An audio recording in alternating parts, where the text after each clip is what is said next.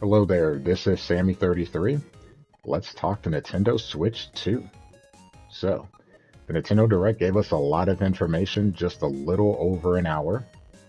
We got some information on the system, we got some information on some numbers, and we got information on the thing that we tend to care the most about, the games. So I'm going to cover a little bit of everything in this video.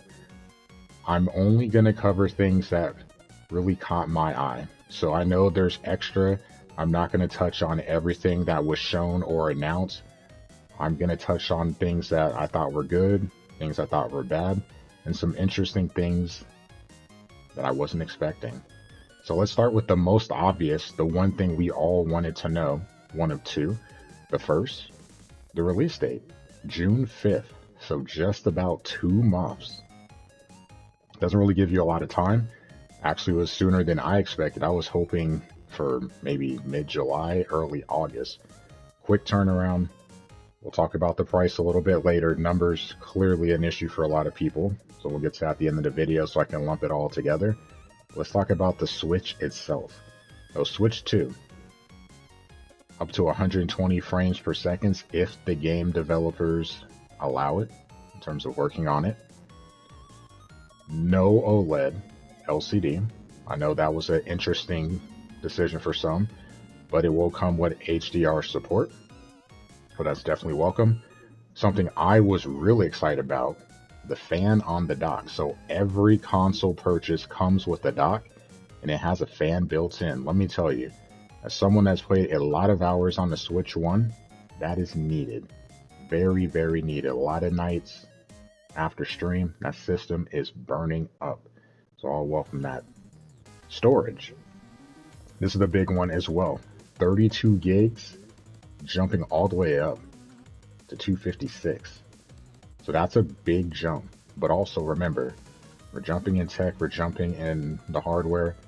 So that 256, while better than 32, is still probably not going to be good enough. I was hoping for at least half a terabyte. We don't get that, but there are options. They're going to be expensive though. So additional storage, micro SD express cards. We're not going to be able to use the SD cards we had on the Switch 1, so that kind of sucks. And the pricing is really going to hurt. I'll see, and I'll be keeping an eye out to see if things change. But as it stands now, you're looking at about 50 bucks for a 256 gigs, 100 for half, and 200 for a terabyte. Ouch. But back to the console itself. USB port up top, one on the bottom as well. Mic built in up top, and it has noise canceling, so that's a nice addition there. Obviously, the mic will be important. We'll get to that in a minute. Also like this change too, the SL and SR buttons are a little bit bigger. So for me, with bigger hands, the controller's bigger, the space for those buttons, just the surface area, is bigger as well. So it really benefits someone like me. Man, it was really tough playing with the Joy-Cons with those tiny buttons. And then the Joy-Cons also function as mice. So they showed some games that will take advantage of it.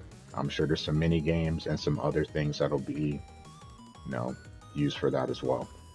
The screen, bigger, 7.9 inches. So bigger surface area, always welcome, more to see. Which of course makes the console bigger, but the thickness is still the same. So that's welcome. And then that C button, we're all wondering, what does that mean? Chat, communicate. The game chat. Able to invite other people into a party, see what they have going on. Obviously when their screen is on the bottom, from what we saw, a little more of a delay. Think of it as a lower quality stream, but you're able to watch other people, able to chat with them. So I thought this was a pretty cool feature. Sure, most of us adults will be using Discord, but for someone that's primarily using the console, especially on the go, very welcome to have it built in. And it's going to be free with the Switch Online until March 31st of 2026, and then we'll have to see what happens there. GameCube classics, love this. Really excited to see this, wasn't expecting it. And they already listed some games that we can expect to see. They showed us what we'll get at launch, but hey, we'll get a couple of Pokemon games down the pipe, Mario Strikers, online play with F-Zero, Sunshine, and Wind Waker. So a good chunk of games. Some of them will get at launch, some will come down the pipe. Definitely happy with that. Being able to customize the controller just fully is a huge deal to me. And then the games. Let's be honest. The console is important, but what are we playing? We're getting the sequel to Daemon X Machina.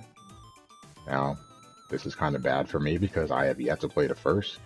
I'm a big mech fan. I have it on the backlog. Eventually I'll get to it, but excited to see that we're getting a sequel. Some third-party support.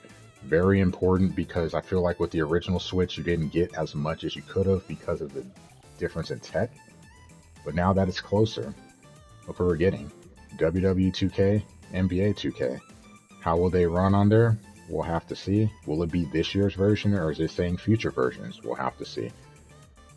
As someone that is kind of out and about, having NBA 2K on the road might not be a bad idea. This too, Tony Hawk, 3 and 4. Maybe we get Skate as well. We'll have to see. Bravely Default. This one I was really excited for. Flying Fairy HD Remaster. This is the original Bravely Default from the DS. This is going to be a launch title, so I will be getting that day one. EA Sports pledging their support, which is why I brought up sports. What happens now? Are we going to get crossplay?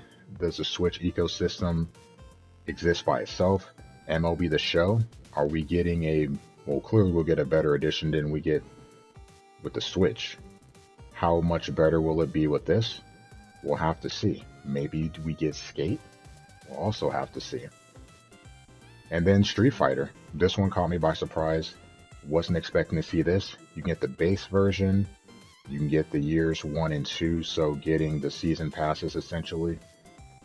And they come with amiibos, so I'm already planning at least to get some for me, but I'm sure my nephew will end up getting all of them as well. Elden Ring. I've been pretty hesitant to play it. Maybe this will convince me to get it, maybe not. But having portable Elden Ring, not bad. I definitely will be getting Hades too. Though I do have it on Steam. I usually have my Switch with me more often. Be more than happy to have that on the go. Tetris. Multiplayer online, local multiplayer. Excited for that too. Civilization 7. Now, being able to use the Joy-Cons as mice definitely makes this more friendly on the go. So that could be something under consideration. Final Fantasy VII Remake. So the integrate version. This is the first, not Rebirth. But for someone who might be a stickler of having all the portable, or all the Final Fantasies portable, there you go. Enter the Gungeon 2. Big fan of the first. Looking forward to testing that out on the Switch. Hollow Knight Silksong. The game that we just feel like it's never going to come out. They say 2025. I probably had the same reaction everybody else watching the Direct did too. I got super excited and then I had to calm myself down like, hey, patience. I still need to actually see the game have a release date. Kaname Date, the Somnium Files, coming out late July. Fortnite, of course, no surprise with this one. So, hey, making sure that they're everywhere. Crossplay, we'll have to see. Marvel Cosmic Invasion. Was really excited when I saw that last week with the Switch 1 Direct. I'll definitely be getting that one for sure. Fast Fusion. This will be a launch title. Personally, I mean, I love Mario Kart, but I'm a big fan of Wipeout. This reminds me a lot of Wipeout, so I may give that one a look. I'll have to see more information on it. Shadow Labyrinth, Evil Pac-Man. We'll have to see a little bit more on this one. This one has my interest, but I'll be patient. But then, the big one, Borderlands 4. Really excited for this one. Borderlands 2 is one of my favorite PS3 games. Having Borderlands run well and being portable, because I had it on the Vita. I love me some Borderlands. I will be excited to get it. Might actually get it on 2 systems. That's how much. Now we know it's backwards compatible, so everything you have on the Switch One, whether it's digital or physical, is going to be playable on the Switch 2. So that's obviously a big win, especially for someone like me with a backlog. No stress. Everything just goes over to the Switch 2. And then something else. Switch 2 editions. So upgrades for some games, the Zeldas, Mario Party, Jamboree, the camera, some mini games with the mice, Kirby. So nice to see older games getting an upgrade. But then Metroid Prime 4 and Pokemon Zeta A running better on the Switch 2. Though it also seems they'll be releasing on the Switch 1. So happy to see that as well. Curious if we'll see other games get upgraded. Xenoblade, that's the first that comes to mind. Speaking of coming to mind, Dustbloods. I watched it just as everyone else did, and I was thinking Bloodborne, maybe 25 to 30 seconds in the seeing stuff. So I'm excited for this. I'm not the biggest fan of From Software games, because I'm not a Souls guy, but as a Bloodborne guy, this one definitely piqued my interest. It being a Switch exclusive, I'll check it out. Speaking of exclusives, Donkey Kong Bonanza. Definitely wasn't expecting this. I kept saying, man, I don't know how many times I've said on stream the last couple of months, can we get a new Donkey Kong game? And every time I thought about it, it was Donkey Kong Country. Wasn't even thinking about a 3D Donkey Kong. This game looks amazing. It looks amazing. And it really seems similar to Super Mario Odyssey, so I wonder if the same team working on the game. It looks great. It's coming out in July, so it's not exactly a launch, but I'm looking forward to that game, and I know I'm going to play a lot. And then the big game, the system seller, the polarizing game, Mario Kart. Mario Kart World reminds me a lot kind of Burnout Paradise, the open world. You've got the races, so you got Grand Prix. You still have all the tracks you have in your typical Mario Kart game. Just now we're able to kind of drive around freely, hidden stuff around the world, actually able to drive the track and maybe find some shortcuts, maybe plot out how you plan on driving on the track. I think it's really, really cool. Up to 24 people online, which would make it really chaotic. And then a new mode, Knockout Tour. This I thought was really interesting, and I know I'll be doing this a lot too. So 24 racers, 6 tracks, and at the end of every track, the bottom 4 are eliminated. So think of BR. Got to stay out the bottom 4 and just hang in there until you can get to that last track. Would like to see what the customization looks like. Can you play it with friends? Can you play it with a group of friends plus others? How does that work? Can you just play it with 24 of your own friends? There's so many questions. But Mario Kart World left a lot of questions for others. And we're going to start talking about those numbers because that was definitely an eyebrow raiser. $80 for this game. If you get it with the bundle, it ends up being $50, but retail price $80. Ouch. Speaking of $80, the Switch 2 Pro controller, also $80. Ouch. It's more than a PS5 controller. Comes with an audio jack. You've got your C button right above there. Looks like your typical Pro controller, but the difference being you have those 2 programmable paddle buttons on the back. So that's a nice addition. Man, $80 is a lot. Thankfully, your Switch 1 Pro controllers will work. Speaking of controllers, the Joy-Cons. That's a bit pricey too. Bigger buttons, bigger controller, mouse capabilities. But if you're having friends over, that might be a bit much. I wonder if we see bundles or prices on that going down later. Speaking of prices, carry case, screen protector, Not a big deal there, but look at the dock. Thank God the dock comes with the system. 100 plus for a dock? Oof.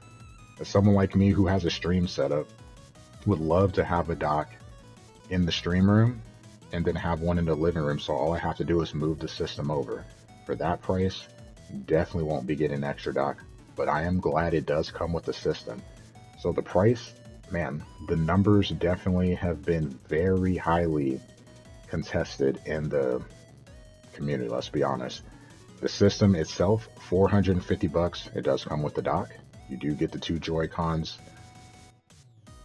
A bundle, $500 because you're getting Mario Kart for an additional $50.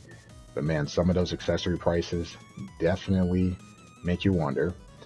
Though I do want to say one thing, Mario Kart is $80. We can see Donkey Kong Bonanza is $70.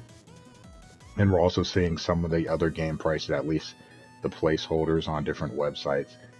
A lot of people were concerned that Mario Kart being $80 meant that other games are going to be $80. Like we pretty much understood that they weren't, but it's social media. You take the worst and you run with it and you exaggerate. Though we will have to see. Donkey Kong Bonanza is $70. I have no problem with that being $70. That's the standard price of games right now. It is a tech upgrade, so a lot of people saying they want it to be $60. Hey, you wanted a stronger system, you got a stronger system, the games are going to look and play better, and that does come at a price too. I don't want to talk about the stuff going on around the world, but I'm guessing it's a possibility that could have an influence on prices as well. Companies are looking to make profit. I understand, not popular, obviously, when we have to pay more, it is what it is. But the question will be, when we get that 3D Mario, I know it's rumored to come out later this year. Let's see. How much does that cost? How much does Metroid cost? How much does Smash Brothers cost? Assuming we get one. The big heavy hitter IPs, are those all going to be 80? Or are they going to be less? $70. We'll have to see. Then there's also the question, something I've thought about kind of on my own. We don't have a lot of information about Mario Kart. As we get more, does that $80 include stuff? You know, are we getting quote-unquote DLC that we would have had to pay for? Are they kind of including that in the price, at least in the beginning, and then we're paying for additional stuff later? A lot of questions. We still need more information. I know the price isn't super popular, totally understand, but we'll have to see how things are going to play out over the next, say, 18 months. The other thing that I want to note, great job by Nintendo in how they try to curb the scalpers. If you have a Nintendo's Switch Online membership, I believe it's over a year, it might be 2, and you've played at least 50 hours on your system, you're able to register interest on their website, which model you would like, the base or the bundle, and then order it and accessories directly from Nintendo and have it shipped to you. You don't have to sit there and go through the Best Buy, Walmart, GameStop madness of trying to pre-order. It makes it easy because if you really do want one, they're trying to make sure that they have some that are going directly to the gamers. So I think that's a great idea. It worked for the Steam Deck. I don't know how many they have in their own stock they plan to do, but I know it'll work for them as well. So those are my thoughts. I know everyone has different thoughts. I'm sure we'll be talking about them on stream. I just want to get my thoughts out there. And then, yeah, I'm sure over the next couple of weeks we'll be talking about the Switch quite a bit. Or Switch 2, sorry. Quite a bit. Thanks for listening, watching, and I'll see you on the other side.